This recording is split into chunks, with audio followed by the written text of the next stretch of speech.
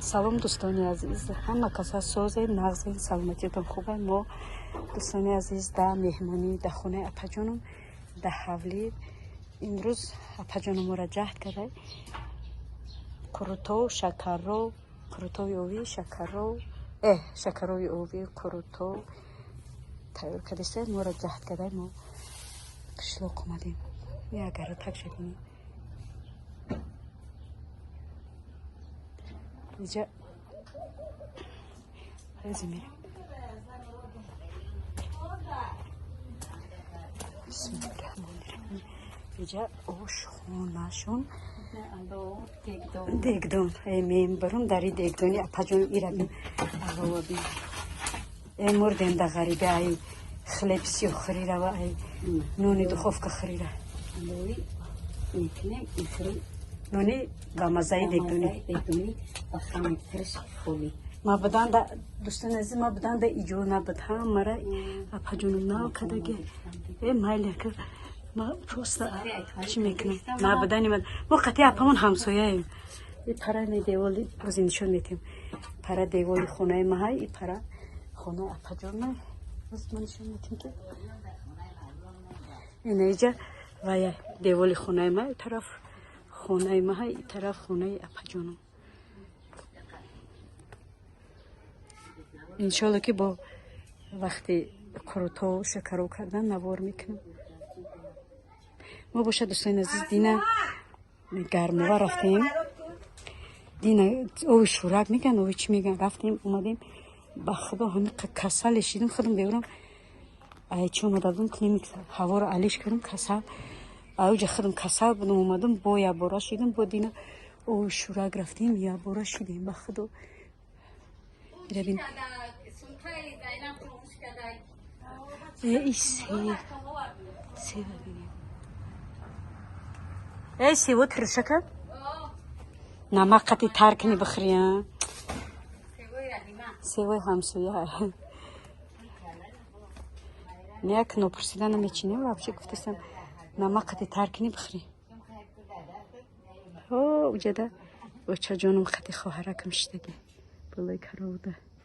گفتک در خونه جو میکنم ما گفتیم نه اینم بالای کرده مورا جو کم ده هوای تازه با کرود خیلی هوا تازه کرود زوری بده خونه ما شما چی شما؟ ایش چیه که؟ زوالا فتیره قد قد چو قد قد کدیم با فتیره بچینی؟ با فتیر قد قد خورتو هم میکنیم با فتیری کورک شکر خونه میکنیم سیتورا منیجه گفت که مرا فیروت نه علوشونه کدم ما اووی میخورم نمیدونم شما را ما در گرمانیا بودم که سیتورا گفت که ما خولا بیو ما شکرهای اووید میکنم در اوجا میکنم در ویدیو ما است شکرهای اووید کدگیم سیوی ترشک هم قهوه گرمه میگم که سیوی ترشک بخورم و نمکی بختو گرم کده همین قهوه گرمه کی بچه جون ما کروتو کنی فرمون دادیم دستی بچه جون با مزه سیوی بینی همین که سیوی با مزه با نمکی کلون کده تر کده خوردیزم که با مزه میخری بچه جونم کروتو کنیست کروتو وای دستی بچه جونم که چند قی با مزه بیویا میم برم داری بچه جونم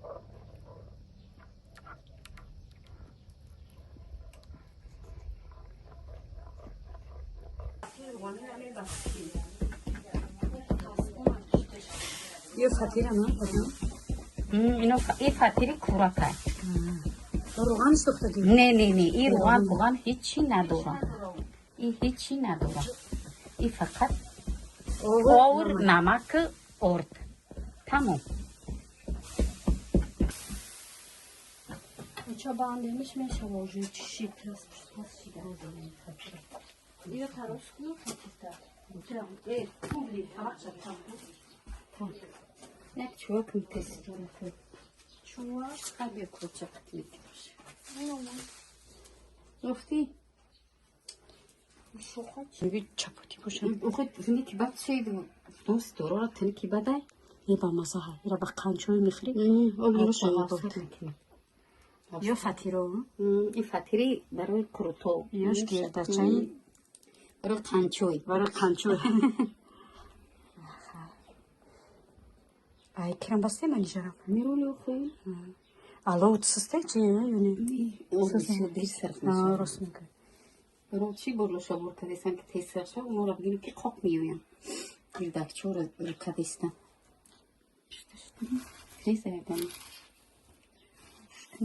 تیز بایشه یکی یو تنکه کن تیز سرخ میشه نه اینو رو سرخ کنم بگیرم در پایش بندم اوه تلفونش کنه بگو گیجا شدی خالا ای چیه پجون این کدیستن فطیر مسکنی که ده ای گرمی روز فطیر مسکره میشه عجوی بوتای هم مامان گران میشه دوره گران پرنگ نشه برای فشوره میشه چوری بد نکه پجون میکنی ولی میخرن این نیست هایی چیش نمیشه ایره بو گرم میکنی میخری معلوم داره بزن بزنه این زنگ درزا بسته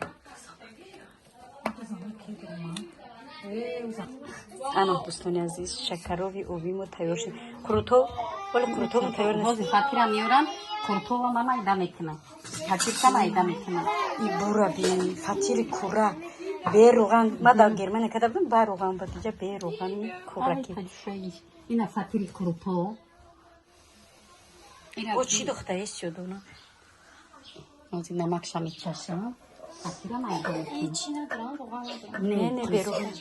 نه میخری نشه ما گفته بودم تاجیکستان میرم فطیر دیدونی کورکی اینجا ما بخت بابا قشق مایدش کن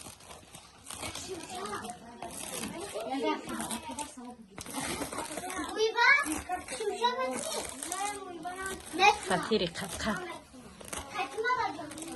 یا که چیش کدگی با قانون قایدش سیادانه کدگیش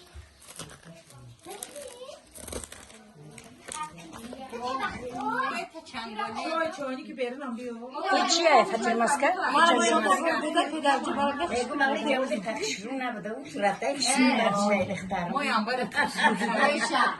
ای تو دمجه خشوش دیکو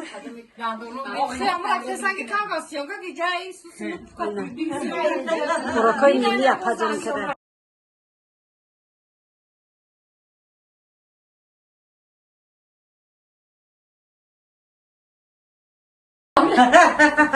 فطیر مسکه لحجی ورزابی و کتی چنگولی دگونا من نشان میتیم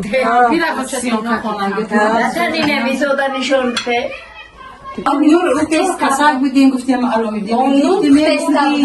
اینو ما کردم تیاری کردم وایشه شما